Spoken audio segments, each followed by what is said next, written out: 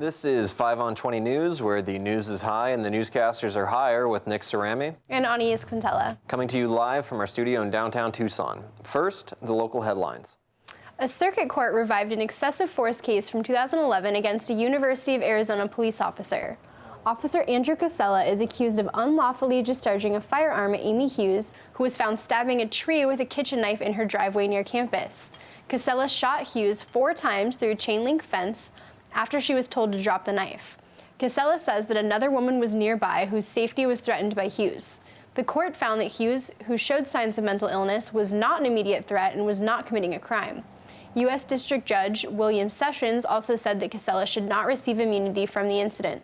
Quintela was barred from the police force in 2014 for an unrelated incident involving recording a conversation between 2 police dispatchers. The tree, who still lives with Hughes, has reportedly healed and is in good spirits.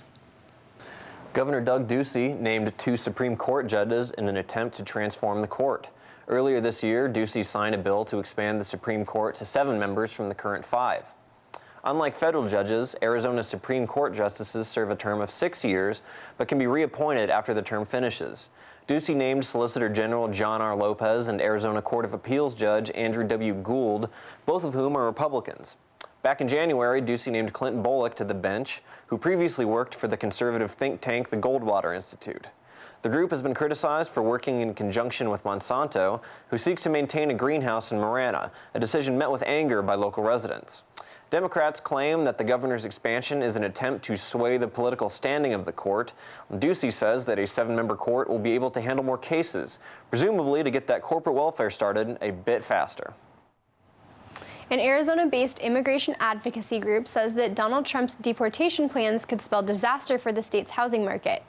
The Migration Policy Institute says that if all undocumented immigrants are deported, then the housing market would lose up to $906 billion nationally and $23.7 billion in Arizona. The institute reported that about 89,000 undocumented immigrants may own homes in the state. These homes are usually purchased through mortgages with large down payments.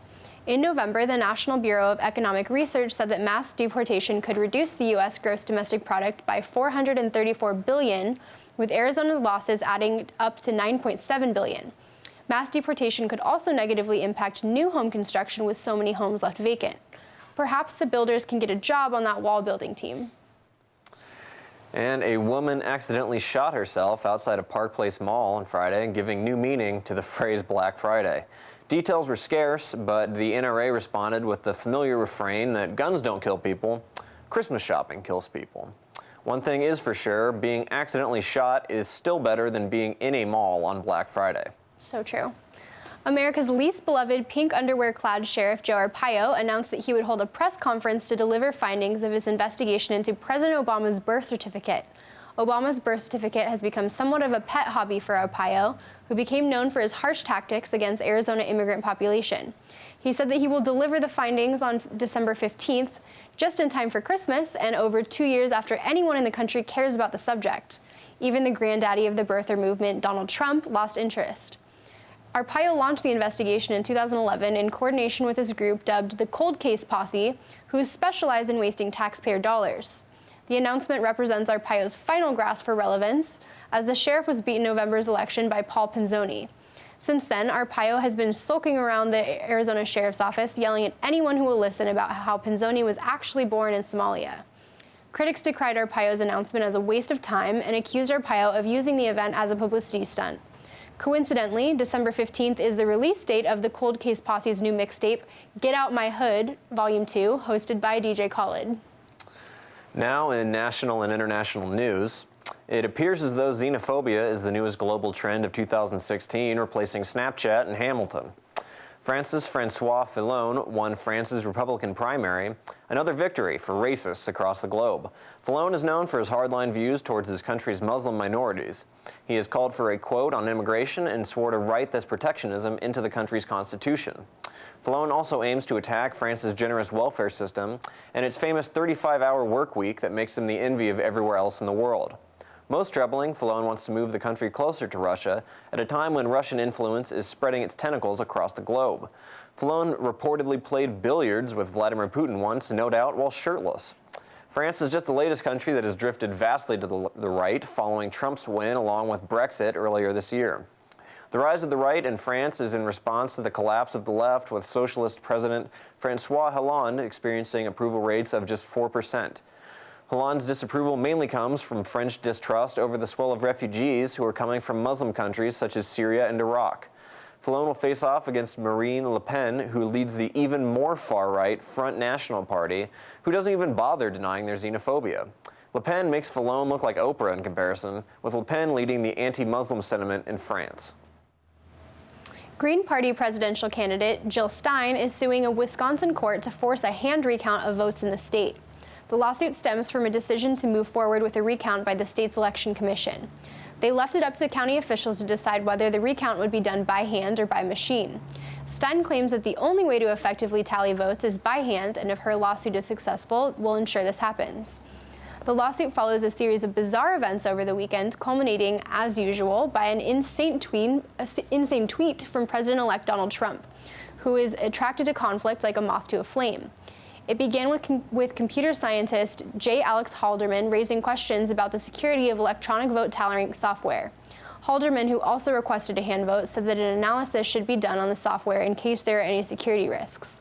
The media has framed the story as an attempt by Hillary Clinton to challenge the results, prompting a Twitter storm led by our Twitter troll-in-chief.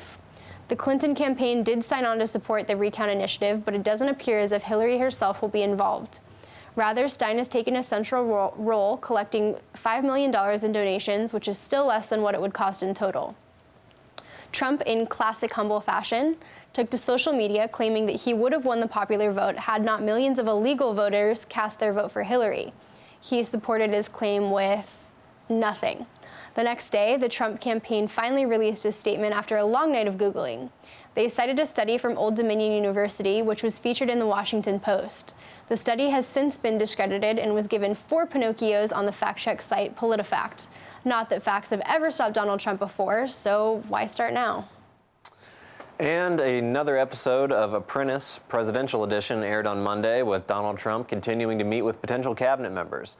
This time, the contestant was retired General David Petraeus, who oversaw the disastrous wars in Iraq and Afghanistan before heading up the CIA. Petraeus could prove to be a natural fit for the Trump administration, as his career was nearly ruined after Petraeus was found to have carried on an affair with Paula Broadwell in a bizarre love triangle with all the makings of a telenovela. Petraeus was found out when his mistress was caught cyber-stalking socialite Jill Kelly, whom she suspected of having her own affair with Petraeus. When government officials searched Broadwell's emails, they discovered the affair and also that, whoops, Petraeus leaked classified information to Broadwell. Naturally, Trump said on Twitter that he was, quote, very impressed with the former general. Later, Trump asked Petraeus how he was able to carry on 2 simultaneous affairs while in government, and if he could get Broadwell's number. If Petraeus wins this round of The Apprentice, he will go on to serve as Secretary of State for at least 2 years. A runner-up prize will grant Petraeus a plum spot at a D.C. lobbying firm of his choice. An Ohio State student was killed by police after he attacked a group with a knife and injured 11 other students.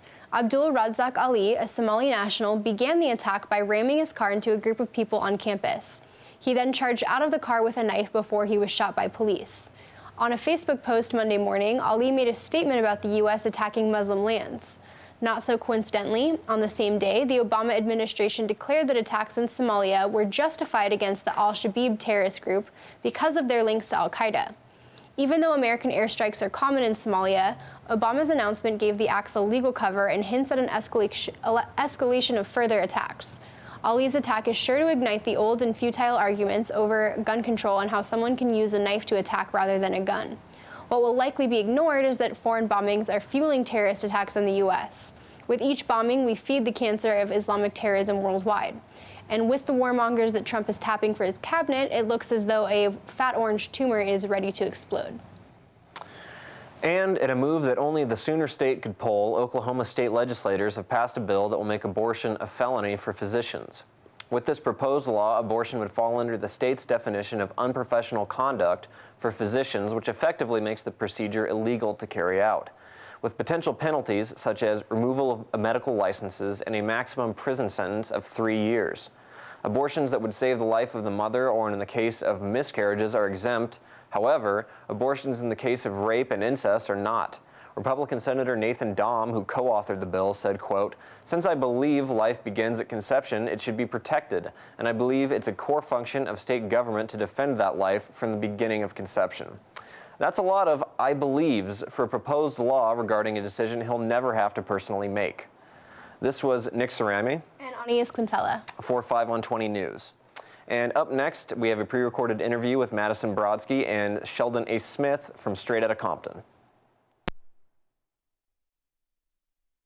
Hey guys, welcome to 20s and Trending. I'm your host, Madison Brodsky. And I'm Brooke Goldstein. We are here with the amazing Straight Outta Compton, Sheldon A. Smith. How are you doing tonight? I'm good. I'm excited to eat some wings. Yeah? As you guys can see, we have 12 extremely hot, blazing wings ready for Sheldon to eat for the 6-minute hot wing challenge. Are you ready for this? Let's do it, baby. There's no water, no napkins allowed, and if he doesn't finish in under 6 minutes, well, I guess we'll come up with some. we're gonna come up with something. I don't get any water? No No water. water. Not until the end of the 6 minutes. He has 6 minutes on the clock. Ready, set, go. Woo! Here we go. Let's get it. Number 1, let's go. How hot, how hot? Pretty Get good? through. All right, you're taking your time. Yeah, we're not gonna have to shoving this speed this down. up a little. We got 6 Come on. minutes, right? Yeah, We have 6 6 minutes. minutes. For how Well, now many? you're at 12? 5 minutes, 40 seconds. He's enjoying this. Not He's almost one not down. even shedding a tear. How does it Describe the taste as you're eating. What does it remind you of? go? Spicy? Yeah? It's getting hotter. More like a jalapeno. We're on the 3rd. Smooth cruising. Keep it going. Are the tears starting yet? No. So tell us why you do this. What's new with you? I'm working on a new DJ show. Oh yeah? Keep going, keep going. Oh, God. Are you going to be hosting the DJ show? I am. And DJing at the same time? No, I just hosting. Just hosting. Who's going to be your co-host? Right now we're looking at Kylie Jenner. Kylie Jenner. Oh, nice. Has she signed on yet? Some negotiation. Negotiations. It's gonna be like a talk show type? I think it's going to be like a game show, right? Kind of like American Idol, but for... Yeah, American Idol needs a DJ. Oh, cool. Can I use my napkin to wipe my No, Nope. no. That's just for decoration. He's making Guys, it we look might so actually easy. get to see the tough Sheldon A. Smith, who plays a Warren tear. G in Straight Outta Compton, cry from his chicken. We're improving your acting skills right now. This is how you're gonna cry on set. Just think about the hot wings. We're almost Oh. there. 1 more to go. Can he do it? He can probably do this, guys. I'm actually extremely impressed right now. Here we go. Last one. I'm gonna Snapchat it. Do it for your fans. Do it for your fans. Oh, Your lick fingers. it off. Lick your fingers. He did it. With a minute to spare. That was awesome. I am so proud. Okay, so now that we're done with that, let's talk about how that went. What did that taste like? Is your mouth on fire right now? I can't even talk right now. Well, we have some water for you if you would Actually, like to get drink him the water. blue cheese. Okay, so now that we had a little bit of cooling Blue Ranch, now tell us, how did that feel? How did that go? It's so hot I can barely talk. It tastes like biting into jalapeno. It's that Oh hot. my God. You still had a minute 30, so next time do you think we could like step it up a little? Yeah, 5 minutes. Okay, 5 Yeah, minutes. 5 minutes. Or maybe like add some wings. Okay, so if you guys really liked watching Sheldon scarf down all of those really hot blazing buffalo wings, please comment below and we will get him back on the show and we'll make you do a next challenge. Anywhere from maybe the 54-inch by 54-inch pizza, A cardiac an hour. burger. maybe the Sunday challenge. I'm going to diet. Oh, please, come on. All right, this is 20s and Trending. We'll see you next time. Bye. Peace. Thanks, Madison. I don't know about you, but I would be crying or throwing up or some combination of both. One is too much for me. I don't do spicy food. Absolutely not. This has been 5/120 News with Anais Quintela. And Nick Cerami. Thanks for watching and have a happy Tuesday, Tucson. We'll see you tomorrow.